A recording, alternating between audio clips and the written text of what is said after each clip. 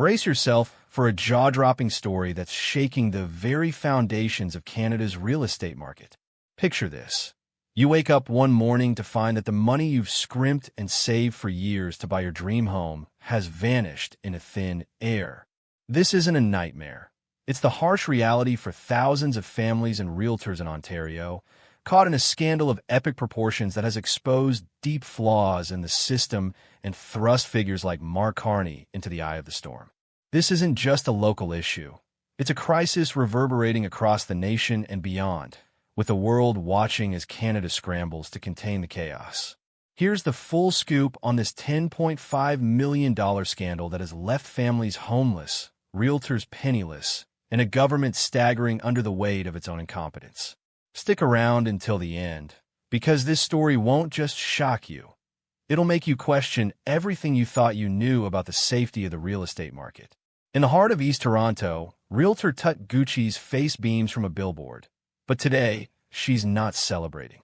She's hunting for answers, alongside some 2,400 other realtors stunned to discover they can't access massive sums of client deposits and commissions. We're talking nearly $1 million tied up in Gucci's team alone, all locked in the trust account of iPro Realty, one of Ontario's biggest real estate firms. This account, meant to be a secure vault for client funds, is now frozen.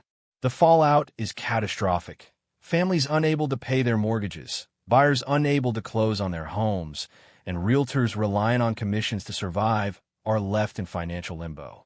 The scale of the crisis is staggering, with roughly $720 million in new real estate transactions now paralyzed, plunging everyone involved into panic and uncertainty. At the core of this disaster is iPro Realty, a firm handling hundreds of millions in transactions annually. According to an investigation by the Real Estate Council of Ontario, RECO, in May, iPro's co-founders, Roy Alves and Fideli Kawuchi, illegally siphoned $10.5 million from the firm's trust account in what's been called the largest breach of its kind in RECO's history. Alves, a former RECO board member, and Kawuchi faced disciplinary measures, but shockingly, they weren't fined or criminally charged by Registrar Joe Richer. This lack of immediate consequences has sparked widespread outrage, leaving many wondering how a fraud of this magnitude went unnoticed.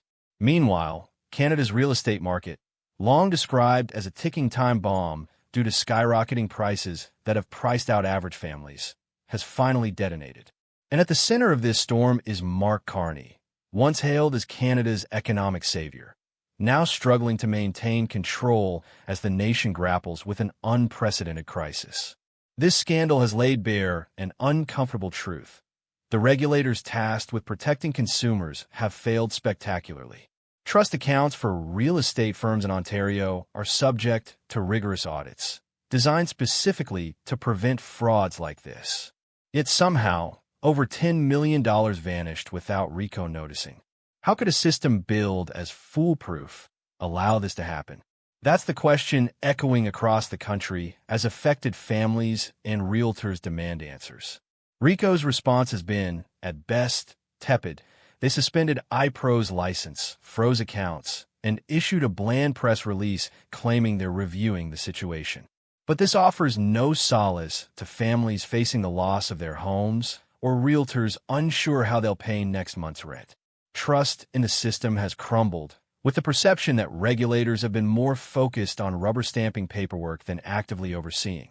Meanwhile, Mark Carney, who should be leading with solutions, appears to be on the defensive. Instead of tackling the systemic failures that enabled this fraud, he's chosen to blame speculators, reckless realtors, and, astonishingly, public panic. Yes, according to Carney, the real issue isn't the $10.5 million fraud, but the fact that Canadians are upset about it.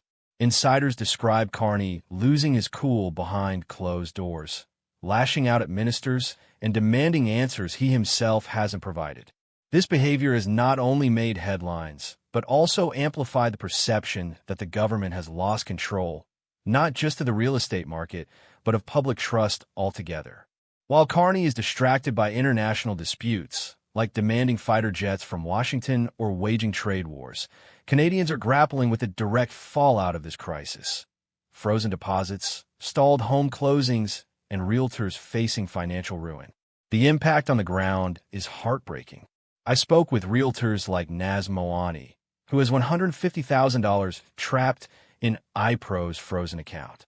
She describes the situation as playing with people's financial lives. Moani, like Gucci, has abandoned iPro and joined another firm, Remax, in an attempt to rebuild her career. But for many, the damage is already done. Families who trusted iPro to manage their deposits now face the prospect of being unable to close on their home purchases. Some can't even pay their existing mortgages. Realtors, who only earn commissions once transactions close, are in a desperate situation, wondering how they'll survive until the issue is resolved. Gucci and other realtors have proposed an immediate solution, appointing a trustee to manage the funds and ensure clients and realtors can access their money as soon as possible. Yet Rico has limited itself to hiring a law firm to conduct an audit, a move many see as too slow and reactive. The crisis isn't confined to Ontario. Nationally, other provinces are watching with concern, fearing that federal mismanagement could jeopardize their own real estate markets. This has reignited a broader debate about whether provinces should have greater autonomy to protect homeowners and realtors from bureaucratic failures. Tensions between provincial and federal governments are reaching a boiling point, exposing deep cracks in Canada's political system at a time when stability is most needed. Meanwhile, the contrast with the U.S. real estate market is stark.